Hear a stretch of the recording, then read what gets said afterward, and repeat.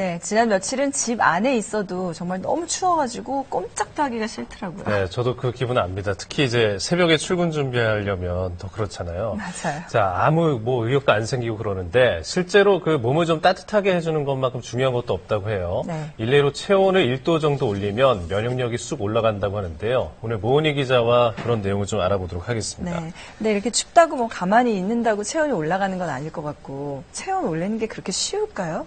네, 이따가 그 방법들을 소개해 드릴 테니까 활용해 보시면 그리 어렵지는 않을 것 같아요. 네. 그 우리 몸의 온도가 36.5도라고 다들 알고 계시죠? 예. 그렇죠. 그런데 어린이들은 신진대사가 활발해서 이보다 좀 높은 37도 정도고요. 노인들은 36도를 넘기지 못하는 경우도 많다고 합니다. 대부분은 몸에 열이 날 때 병에 걸렸구나 걱정하면서 해열제도 먹고 하는데요. 반대로 체온이 떨어지는 것도 문제가 된다는 거 꼭 기억하시기 바랍니다. 특히 겨울철일수록 체온 유지에 더 신경 써야겠지요. 외출할 때 보온 단단히 하시고요. 오늘 체온 향상에 좋은 특별한 운동법을 소개해 드릴 테니까 주목해 주세요. 갑자기 꽁꽁 얼어붙은 날씨에 체온을 잘 유지하는 일이 무엇보다 중요해졌습니다. 체온은 면역력과도 밀접한 관계가 있는데요. 체온이 1도만 내려가도 면역력은 30% 떨어지고 반대로 체온을 1도 올리면 면역력이 5배나 높아진다는 연구 결과도 있습니다. 체온이 어느 정도 유지된다는 것은 우리 몸에서 적절한 대사가 이루어지고 있다는 걸 의미하게 되고요. 그렇게 돼서 우리 몸의 면역력이 유지된다고 볼 수 있습니다. 면역력을 높여주는 체온 향상법, 그중 하나가 씹기 동작이라는 거 알고 계셨나요? 음식물을 잘게 부수는 씹는 행위가 정말 체온의 변화를 일으키는지 실험해봤습니다.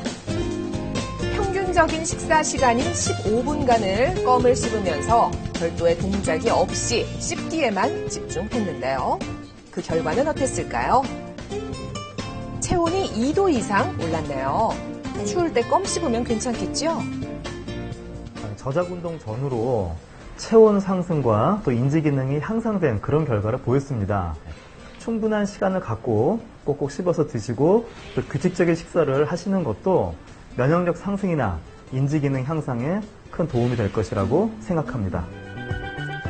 체온을 올리는 방법으로 찜질팩도 많이 활용하시죠? 이 주부처럼요. 추위를 많이 타고 몸이 찬 편이라 항상 수면 양말을 신고 사시사철 보일러를 트는 편이에요. 찜질팩을 사용한 뒤로 몸이 한결 따뜻해졌다는데요. 어디 구경 좀 해볼까요? 네. 속을 열면 바로 매실 씨앗이 들어있습니다. 천연팩을 쓰는 이유는요. 전자레인지에 돌리면 향기도 좋고 온기도 오래가요. 겨울에 많이 먹는 팥은 혈액순환도 돕는데요.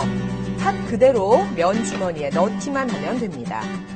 전자레인지에서 3분간 데우면 찜질하기 적당한 온도가 됩니다. 과연 찜질을 하는 효과가 있을까? 팥 찜질팩의 온도를 지켜봤습니다. 30분이 지난 후 온도를 재봤는데요. 54도였던 게 48도, 여전히 고온을 유지하고 있네요. 숨구멍이 눈으로 보이는 매실씨는 열을 저장하는 효과가 높고요. 아마씨에는 방충, 항균 효과가 있어서 꾸준히 오래 써도 좋습니다. 집에 누구나 갖고 있는 굵은 소금도 효과적입니다. 기름 없이 그대로 볶은 다음에 찜질팩으로 사용하면 됩니다. 간단하지요? 그러네요. 하루 30분 체온을 올리는 찜질법, 이왕이면 제대로 알고 해야겠지요?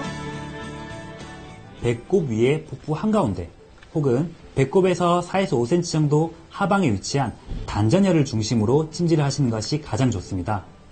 명치 위쪽에 열을 가할 경우에는 상열감이나 스트레스의 열감을 더욱 악화시킬 우려가 있기 때문에 복부나 아랫배를 중점적으로 찜질해 주시면 좋겠습니다.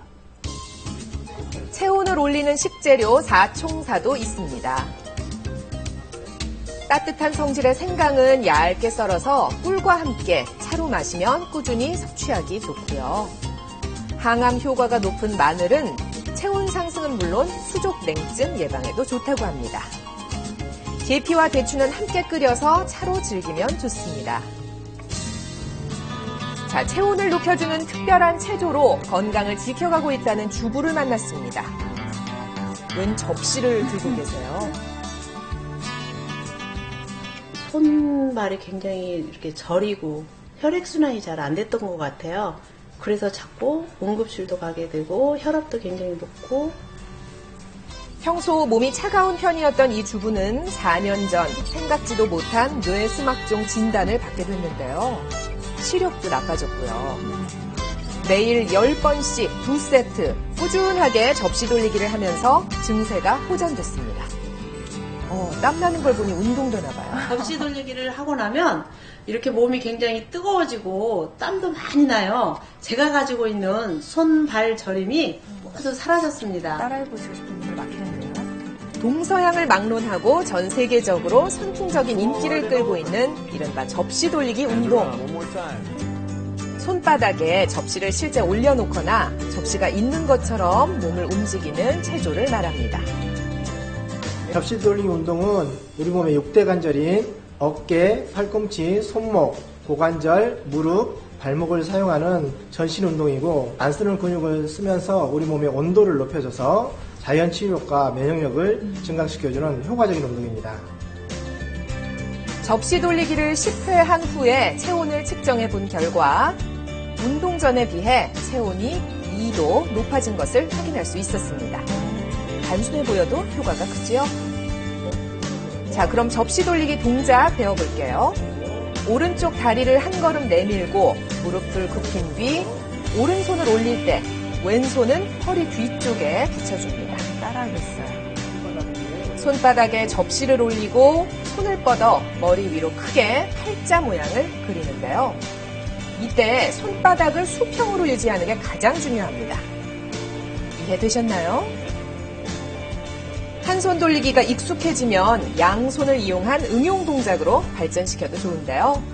시청자 여러분도 꾸준히 해보세요. 이건 어려운데요? 몸이 따뜻해야 면역력도 올라갑니다.